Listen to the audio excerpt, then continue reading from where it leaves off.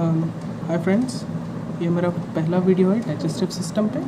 आज digestive system में हम सबसे पहले एलिमेंटरी कैनल के बारे में पढ़ेंगे। एलिमेंटरी कैनल के हिस्टोलॉजी से मेरा मतलब है डिफरेंट टाइप्स ऑफ टिश्यू जो कि एलिमेंटरी कैनल को बनाते हैं। डिफरेंट लेयर्स ऑफ टिश्यू जिसमें मसल्स आते हैं, जिसमें एरियोलर टिश्यू आता है, जिसमें एपिथेलियम टिश्यू आते हैं। उन सबको पढ़ेंगे और देखेंगे किस तरह इन टिश्यूज़ से ही different parts of digestive system में डिफरेंट फंक्शंस होते हैं और हम कितनी आसानी से ये जो अब्जॉर्प्शन और डाइजेशन का काम कर पाते हैं।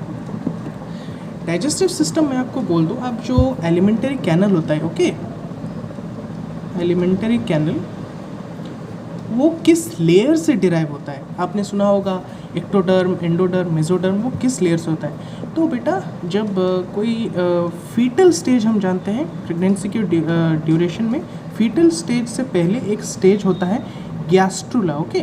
तब ये जो सेल्स है, ग्रुप ऑफ सेल, इंसानों की तरह ज़्यादा दिखता नहीं, एक ग्रुप ऑफ सेल होता है ड्रिवन बाय हार्मोन्स, और इसमें 3 लेयर होते हैं। ये एक स्टेज होता है बेटा प्रेगनेंसी के दौरान, ह्यूमन लाइफ में एक स्टेज होता है। सबसे बाहर वाला एक्टोडर्म, बीच वाला मेसोडर्म, और जो इनर मोस्ट पार्ट है, इनर मोस्ट सेल है, जर्मिनल लेयर्स बोलते हैं हम इसको, वो होता है एंडोडर्म। तो सवाल ये है कि डाइजेस्टिव सिस्टम का जो एलिमेंटरी कैनल वो कहाँ से डिराइव होता है। देखो ये जो आप कैविटी देख रहे हो ना, यही कैविटी आगे बढ़कर एक बच्चे में या फिर इंसानों में ये जो कैविटी है वही एलिमेंटरी कैनल बनाती है। और ये जो आप देख रहे हैं, जो भी डाइजेस्टिव सिस्टम होते हैं, जो भी बाहरी लेयर होते हैं, वो इसी एंडोडर्म से ही जर्मिनेट होते हैं। ये जर्मिनल लेयर्स है बेटा, ये सब जो है जर्मिनल लेयर्स, क्योंकि यहीं से प्रोड्यूस होते हैं, ओके। फिर अब हम देखेंगे कि एलिमेंटरी कैनल के 2 पार्ट्स होते हैं। 2 पार्ट्स से अर्थ मेरा ये है कि एक एंट्रेंस होता है और एग्जिट होता है। एंट्रेंस हम माउथ से बोलते हैं, एक्सटर्नल एंट्रेंस होता है माउथ, और ये जो पार्ट होता है ये होता है ब्यूकल कैविटी। ये पार्ट देखिए, ये पार्ट, इसे हम बोलते हैं ब्यूकल कैविटी। कई बच्चों को ये कन्फ्यूजन होता है ब्यूकल कैविटी और बक्यूफेरेंजियल कैविटी में डिफरेंस क्या होता है। देखिए यहाँ पर नोज से भी एक पार्ट आता है, ओके, यहाँ पर मिक्स होता है। जो ये वाला पार्ट होता है, देखिए यहाँ पर आपका फेरिंग्स आ जाता है, ठीक यहीं पर फेरिंग्स। जहाँ पर ब्यूकल कैविटी और फेरिंग्स मिलते हैं वहीं होता हमारा बकोफेरेंजियल कैविटी, जी यही पार्ट होता है। और इस बकोफेरेंजियल कैविटी के बाद हमारा विंड पाइप जो होता है वो भी सेपरेट हो जाता है, ठीक यहाँ पर। और ये गार्ड होता है एपिग्लॉटिस द्वारा, ओके, एपिग्लॉटिस द्वारा आप गार्ड होता है। कई बार खाने के वक्त ये जो एपिग्लॉटिस बंद हो जाता है, एक कार्टिलेजिनस फ्लैप होता है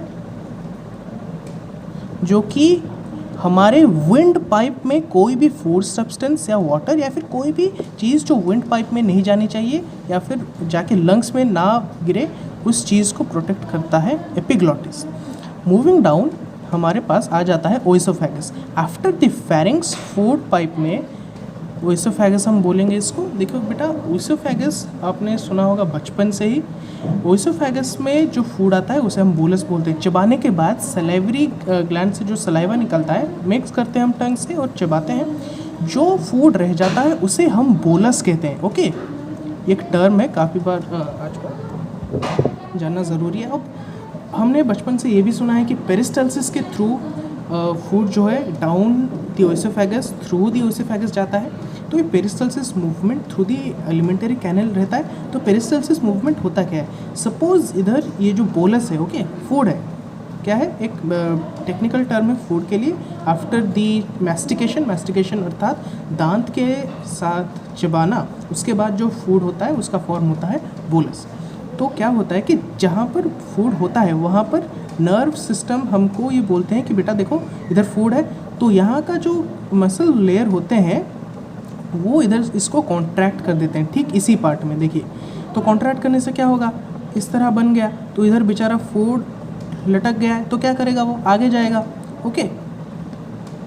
ठीक इसी तरह जैसे आप अपने हाथ से किसी चीज़ को स्क्वीज़ करेंगे तो क्या होगा, वो फूड धीरे धीरे या फिर जो भी चीज़ हो आप स्क्वीज़ कर रहे हैं वो धीरे धीरे निकलता जाएगा। ठीक उसी तरह ओएसोफेगस में भी यही मूवमेंट होता है। सपोज़ फूड इधर आ गई तो इधर क्या होगा, ठीक इधर भी धीरे धीरे कॉन्ट्रैक्शन बोलेंगे, उस मसल के कॉन्ट्रैक्शन के द्वारा इधर का पार्ट फिर से नीचे जाएगा। तो इसी तरह धीरे धीरे ओएसोफेगस के थ्रू या फिर एलिमेंट्री कैनल के थ्रू जो फूड है हमारा आगे बढ़ता रहता है। ओएसोफेगस के बाद हम आएंगे सीधा स्टमक को।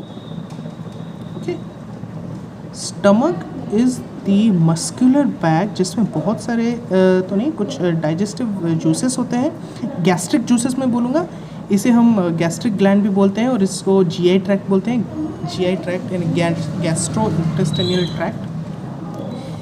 और जहाँ पर इंटेस्टाइन स्टमक को मीट करता है वहाँ पर एक स्पिंक्टर होता है। बेटा स्पिंक्टर क्या होता है, स्पिंक्टर एक रेगुलेटरी मसल होता है जो रेगुलेट करता है कि कितना फूड किस तरह आएगा। वरना ऐसा नहीं है कि जैसे आप बलून में फूंक मारते ही वो रेगुलेटरी धीरे धीरे मतलब अपने आप ही भर जाता है।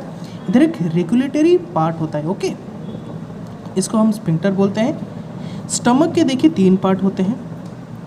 एक पार्ट जो सबसे ऊपर वाला पार्ट होता है उसे हम कार्डियक पार्ट बोलेंगे, जो स्टमक का सबसे बड़ा पार्ट होता है। ओके, जहाँ पर ज़्यादा से ज़्यादा जो है स्टमक का एरिया जिसने ले लिया है उसे हम फंडिक पार्ट बोलेंगे, या फिर उसे कुछ लोग फंडस ही बोलते हैं। ओके, फंडिक पास या फंडिक पार्ट या फंडस। और ये जो है पाइलोरिक पार्ट।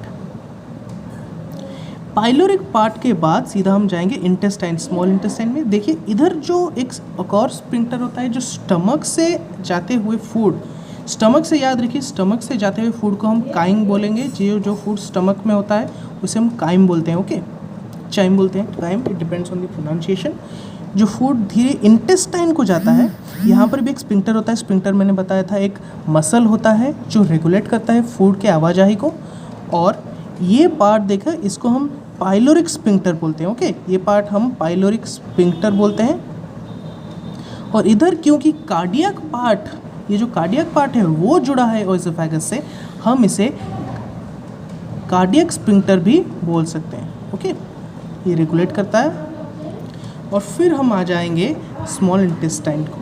देखिए स्मॉल इंटेस्टाइन जो होता है वो हमारे जीआई ट्रैक्ट या फिर एलिमेंट्री कैनल का सबसे लंबा पार्ट होता है, तकरीबन 20 फीट या फिर 6 मीटर्स का जितना लॉन्ग होता है। स्मॉल इंटेस्टाइन के बाद हमारा जो जीआई ट्रैक्ट है, जो एलिमेंट्री कैनल है, वो मूव होता है लार्ज इंटेस्टाइन में।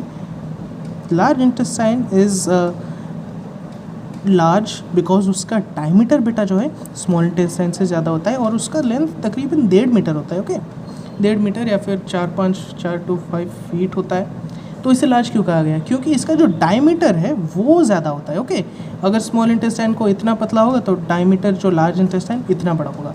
कंपैरिजन से ये स्केल्ड नहीं है। ओके, कंपैरिजन दे रहा हूँ मैं। और फिर रेक्टम होता है बेटा, जब आप लैट्रिन जाते हैं, सुबह सुबह क्लास हो रही है, आपको ज़ोर से लैट्रिन लग रही है लेकिन आप जा नहीं पा रहे हैं, तो कुछ समय के लिए यहाँ पर रेक्टम, कुछ समय के लिए, जब तक इसकी कैपेसिटी फुल ना हो जाती है, कुछ समय यहाँ पर जो आपका फूड रहता है अनडाइजेस्टेड फूड जिसे निकलना चाहिए बॉडी से लैट्रिन, वो रेक्टम में रहता है। रेक्टम इंटेस्टाइन के जस्ट बाद में एक छोटा सा पार्ट है जिसमें कुछ समय के लिए अनडाइजेस्टेड फूड रहता है और फाइनली एनस दे के ये बाहर निकल जाता है।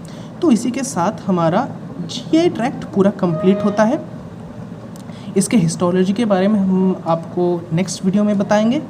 इसमें मैंने इसके डाइजेस्टिव ग्लैंड्स के बारे में नहीं बताया, कोई और चीज़ों के बारे में नहीं बताया, क्योंकि हम सिर्फ एलिमेंट्री कैनल के बारे में जानने की कोशिश कर रहे हैं।